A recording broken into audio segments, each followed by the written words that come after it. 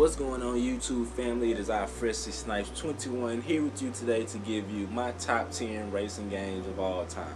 Now, as we all know, racing games have been around for a very long time. I mean, long to the point to where some of us wasn't even alive at the time that the first racing game was probably made. So, with that being said, I'm going to jump right into it with number 10, which will be an oldie. I think it was probably one of the first racing games that I've ever played, which was Virtual Racing, made by Sega.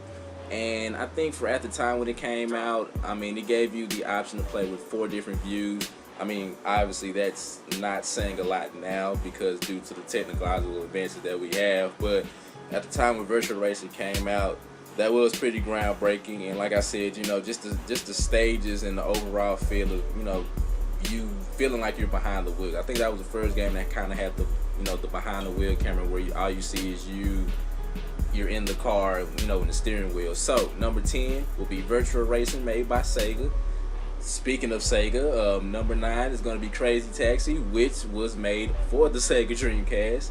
And what can I say? I mean, just when you first turn the game on and you hear that Crazy Taxi, you know, that right there was enough to get you excited. Now, sometimes it did get to the point to where you had to drop people out from like literally halfway across the stage, and obviously you wasn't going to make it. But I think the different cast of characters and the different cast that they had made Crazy Taxi a great game to play. So number 9 is Crazy Taxi. Number 8, coincidentally, is another game that was on the Dreamcast, which is Hydro Thunder.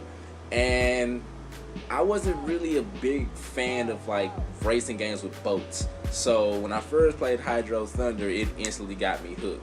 And I think one of the first stages I made the mistake of playing with the New York Disaster stage, which I think it was like hard as far as difficulty goes. So, but I think just the different variation of the boats with the speed boats and the power boats, and just the commentary that you experience while you're driving, and the boats actually handle pretty well for that time. So number 8 will be Hydro Thunder.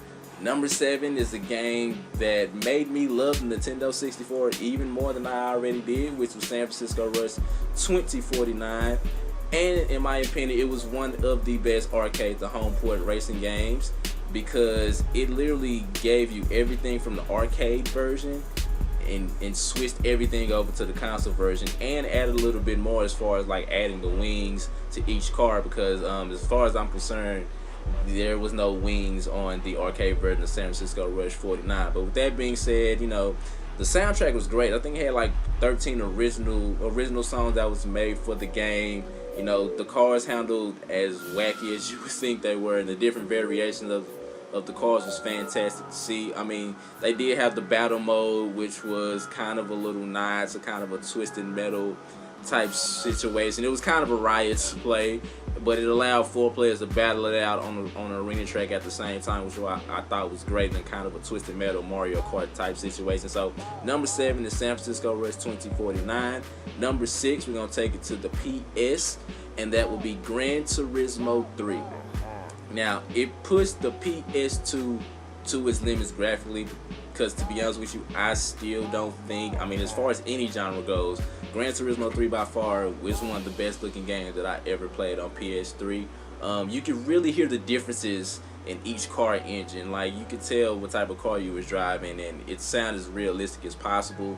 I mean, it had 60 beginner, amateur, and professional championship races, and I think it had over like 10 or 20 valley and endurance races as well. But I think it was like almost 200 cars total on the game to play. And like I said, I'm a big fan of simulation racing simulation racing as well, excuse me. So with that being said, Gran Turismo 3 really got me hooked. Now, we're going to go from simulation to a little arcade style with number 5, which is Need for Speed Most Wanted, the original one that was on PS2. You know, the cars, all the cars handled real well. I mean, the level of customization was fantastic. I think for the most part, the thing that kind of separated was the fact that you didn't really buy cars in the story mode. I mean, with the exception of the, you know, the Most Wanted list, where if you beat them, you get the cars. But for the most part, you really just drove around. I think it was called Fairhaven, and that's how you found your cars. You just drove around and found them. I mean, the cops in both Need for Speed games are ferocious, but I think in this one, the level it was at an all-time high. You know, all the different events that they had. You know, there was standard checkpoint races against other cars, and then you had like the police run and things like that. So for me, number 5, Need for Speed Most Wanted, is that game. But in front of that would be another racing game that I feel like they need to remaster, is Midnight Club 3 Dub Edition. Now, I spent a lot of time customizing all types of cars. I remember I had like a Spider-Man themed car on Midnight Club Dub Edition. I mean, you had the trucks, you had the motorcycles, and you had the sports cars.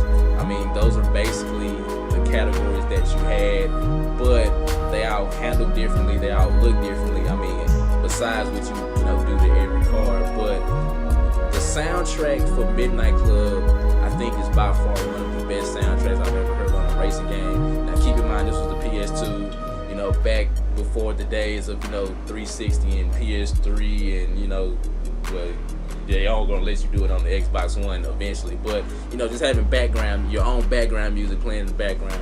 But I mean, they had different radio stations. It was like different strokes for different folks, pretty much. So with the soundtrack go, but I mean, you had the Hummers, the Escalades, the '64 Chevy Impala, which was my favorite car, even though I lost plenty of races because I thought it was faster than what it really was.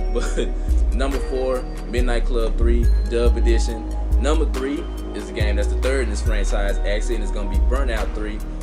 It's kind of hard to describe this game only because you really wouldn't understand how fun it is unless you play it. The first 2 Burnouts was okay with Burnout and Burnout Impact, but Burnout 3 was the one that kind of took the potential of the first 2 and just shot it to an all-time high. I mean, we had the crash events, the standard racing events, and like I said, the crash mode was like my favorite because basically what you do is you probably jumping off a ramp or a bridge or something, and you gotta cause as much destruction as possible. The aftertouch feature would allow you to kind of direct your car in mid-air and go from car to car to try to cause as much damage and chaos as possible. The racing was great.